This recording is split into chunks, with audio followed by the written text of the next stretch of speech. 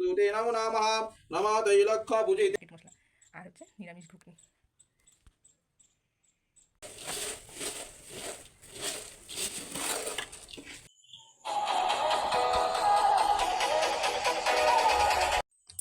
নমস্কার, আমি মোনালিসার ডায়েরির আরেকটি পাতায় আপনাদের অনেক স্বাগত জানাই।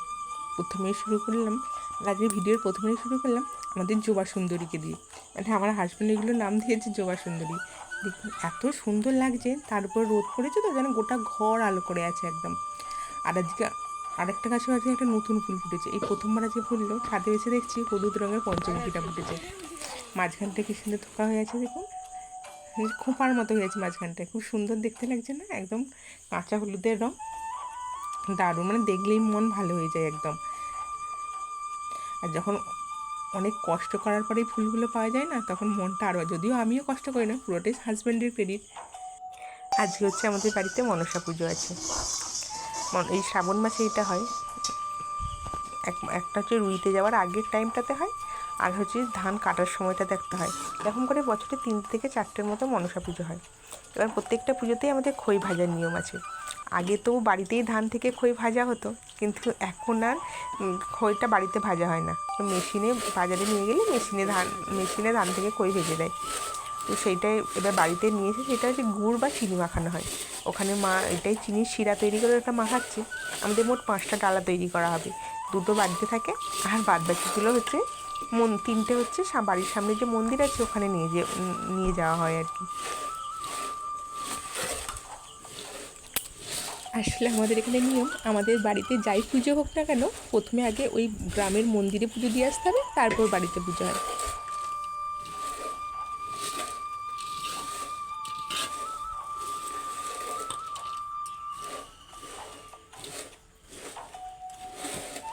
এই দিন পুজোর দিন সকাল থেকে এত বৃষ্টি, কাজেরও ডামাডোল হচ্ছে, মানে কাজের সময়ই হচ্ছে না আর কি। বৃষ্টির মধ্যে কাজটার কোনো বাদ দেয় না যেন মনে হয়।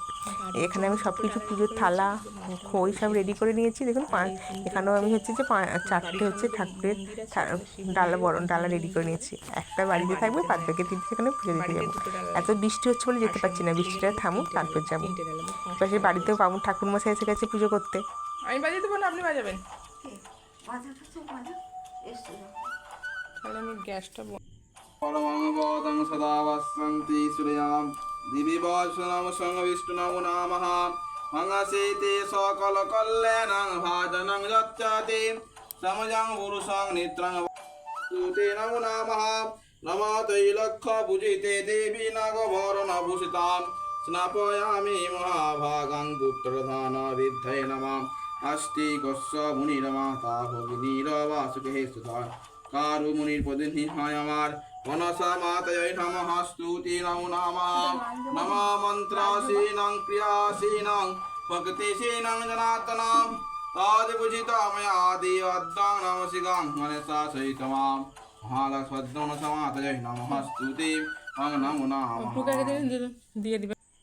ওই পাশে পুজো দিয়ে আসা, পুজোর সমস্ত কাজ মিটিয়ে চলে এসেছি খাবার বানাতে। আজ যেহেতু পুজো, আজকে তো আর সকালের দিকটা ভাত হয় না, সন্ধ্যেবেলা ভাত হবে। সকালের দিকটা জলখাবার হবে। কিছুটা কচুরির পুর বানিয়েছিলাম, এগুলো কেনা পুর, এটা বানিয়ে রেখেছিলাম, তো এটা আজকে কচুরি বানানো হবে। এখানে হচ্ছে যে পুরটা আর একটু ময়দা দিয়েছি, দেখুন কচুরিটা টুল হয়ে ফুলেছে। আজকে বানালাম কড়াইশুঁটির কচুরি আর ঘুগনি। আর বাড়িতে পুজোর দিন তো ভাত খেতে নেই, দিনের বেলাটা, রাত্রিবেলাটা ভাত খায়, সেই জন্য জলখাবার করেছি, কচুরি করেছি। কদিন আগে লুচি হয়েছিল, তাই আজকে ভাবলাম একটু কচুরি করি। কড়াইশুঁটির কচুরি, যে মশলা কি না মশলা, প্যাকেট মশলা, আর হচ্ছে নিরামিষ ঘুগনি। সকালে আর দুপুরে সমস্ত পুজোর কাজ সেরে বিকেলে চলে গিয়েছিলাম নদীর ধারে ঘুরতে বলবো না, একসঙ্গে 2টো কাজ করতে, ঘোরা প্লাস গঙ্গা জল আনতে। কারণ শনিবার পুজোটা হয়েছে, সামনেই সোমবার হচ্ছে শ্রাবণ মাসের সোমবার করি আমি। বাড়িতে গঙ্গা জল ছিল না, আর সেই জন্য গঙ্গা জল ছাড়া কী করে শিবের পুজো হবে, তাই চলে গিয়েছিলাম পুজো ছেড়ে। যেহেতু বিকেলের দিকটা কাজের খুব একটা চাপ ছিল না, গিয়েছিলাম গঙ্গা জল তুলতে। এটা হচ্ছে 58 গেট, এটা হচ্ছে ভাগীরথী আর হচ্ছে দামোদর, 2টো নদীর মিলনস্থল। আর গিয়েই দেখি এত সুন্দর ওয়েদার, দেখুন ওপরে কালো মেঘ, তার উপরে জাহাজ ভেসে যাচ্ছে, কি দারুণ লাগছে না। আর তার আগের দিনে একাদশী ছিল তো, আর এই সময় অমাবস্যা, পূর্ণিমা, একাদশী এই টাইমগুলোতে জোয়ারটা একটু বেশি থাকে বলে এই সময়গুলোতেই জাহাজগুলো চলাচল করে। এই জাহাজগুলো একদম ডাইরেক্ট চলে যাচ্ছে কলকাতা থেকে হলদিয়া চলে যাচ্ছে, আর ওইটা ফিরছে, ওটা কলকাতার দিকে ফিরছে, আর এইগুলো সব হলদিয়া যাচ্ছে। কি দারুণ লাগছে না, দেখুন একদম অপরূপ দৃশ্য লাগছে। ওপরে কালো মেঘ, জলগুলো চিকচিক করছে, মানে আমার তো ভীষণ ভালো লাগছিলো দেখতে। মানে একসঙ্গে দুটো কাজে গিয়েছিলাম, যেন এটা একটা উপরি পাওনা হয়ে গেল।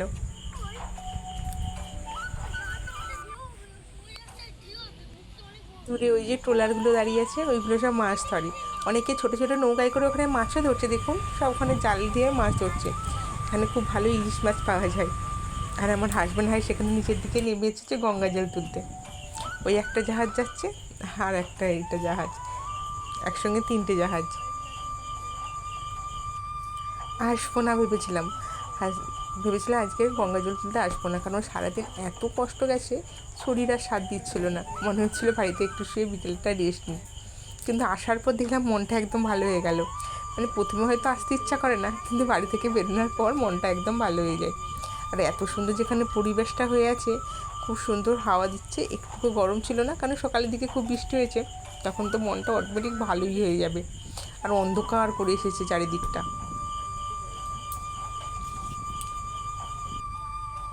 এদিকটা কালো হয়ে আছে, আর এদিকটা সাদা, রোদ্দুরের আভাস লেগেছে। তারপর জাহাজ যাচ্ছে করে জলটা একটু বেশি ঢেউ খেলছে, তার জন্য আরও সুন্দর দেখতে। এখানে ট্রলারগুলো দাঁড়িয়ে থাকে, মাছ ধরতে যায়। অনেকগুলো জাহাজ আছে, কালকে একাদশী কোথায় গেছে, আর একাদশীর পর অমাবস্যার পর এই সময় জাহাজগুলো বেশি করে পাস করে।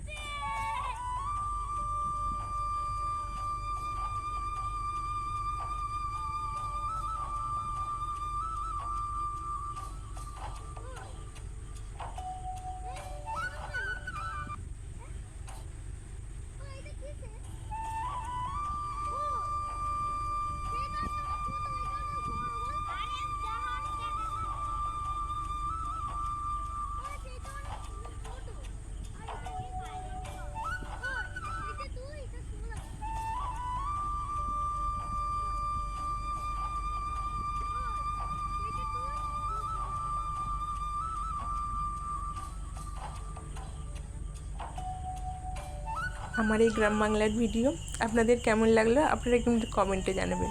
আর আমার ভিডিওর কোনো অংশটা যদি আপনাদের একটুকু ভালো লেগে থাকে, তাহলে একটা লাইক আর কমেন্ট করবেন।